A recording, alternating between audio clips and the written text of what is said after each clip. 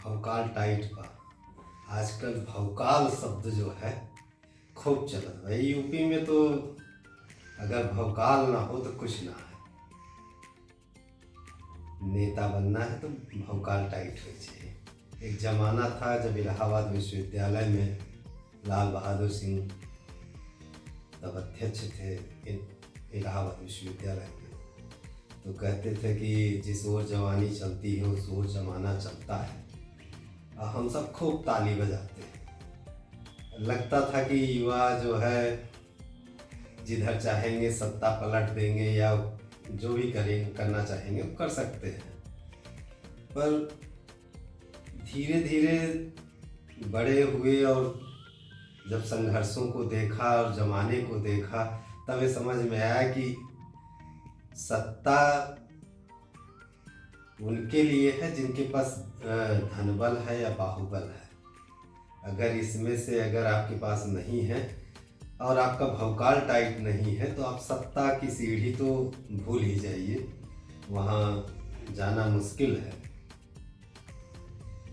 आज हम ये भौकाल शब्द इसलिए लेके बैठे आए हैं क्योंकि एक किताब है हमारे पास, India's power elite class caste and cultural revolution, Sanjay Baru ji की किताब है ये।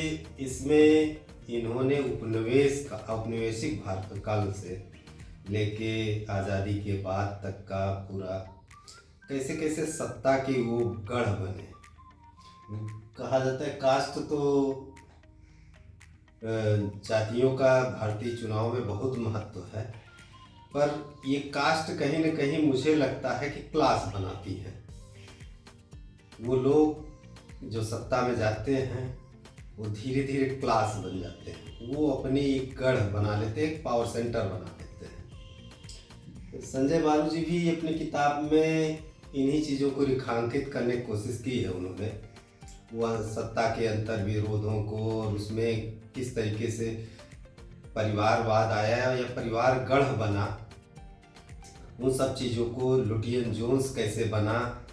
फिर मोदी जी का काल आया तो मोदी जी ने धीरे धीरे उन चीज़ों को ढहाने की कोशिश की। लुटियन जोन्स को जो एक सत्ता का केंद्र माना जाता था उसको कहीं न कहीं पीछे ले गए। नहीं, एक ज़माना था Indira is India, India is Indira. हाँ, ये स्लोगन आया कहाँ से? ये उसी इलाइट पावर्स की वजह से आया कि जो एक व्यक्ति को उस स्तर पे ले गया कि उसके मायने भारत हो गया। अब इंदिरा कैसे भारत के मायने हो सके? नेताओं का भौकाल से प्रेम इतना रहा है। संजय बालू जी एक नेताजी का जिक्र करते हैं, दक्षिण भारत के हैं, उनका नाम यहाँ मैं कोट करना जरूरी नहीं समझता। तो एक नेताजी के यहाँ गए, संजय बालू जी गए हुए थे और वो था टिकट का लेने, टिकट के दावेदार थे। 4 लोग पहुँचे थे, 4 लोगों के लिए 100 डिशेज बनवाई थी, 100 प्रकार की डिशेज थी। अब बताइए ये 4 आदमी 100 डिशेज कैसे खा सकते हैं? पर ये कहीं न कहीं ये सब चीज़ें जो है शो ऑफ करने की, भौकाल टाइट करने की, दिखावे की, सत्ता की सीढ़ी चढ़ने के लिए बहुत ज़रूरी हो गई। 4 लोग आपके साथ असलहे लेके चलें और पीछे गाड़ियाँ हों। इस किताब में उन्होंने कई चैप्टर्स दिए। पहला ही चैप्टर जो है बम्बार्ड द हेडक्वार्टर्स, तो किस तरीके से नरेंद्र मोदी जब सत्ता में आए, शुरुआत ही इस किताब की यहीं से होती है।